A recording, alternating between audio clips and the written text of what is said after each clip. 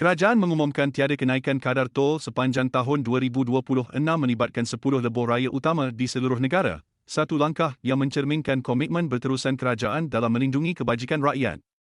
Bagi memastikan keputusan ini tidak membebankan syarikat konsesi, kerajaan bersetuju menanggung pampasan berjumlah RM591.56 juta sekaligus memastikan pengguna lebuh raya terus menikmati kadar tol sedia ada tanpa sebarang peningkatan. Selain itu, kerajaan turut mengumumkan pemberian diskaun tol sebanyak 50% sempena sambutan Hari Krismas 2025. Diskaun ini akan diberikan selama 2 hari iaitu pada 23 dan 24 Disember dan melibatkan kenderaan persendirian di hampir semua plaza tol di seluruh negara. Inisiatif ini bertujuan membantu orang ramai merancang perjalanan dengan lebih lancar serta mengurangkan kos perjalanan sempena musim perayaan dan cuti sekolah.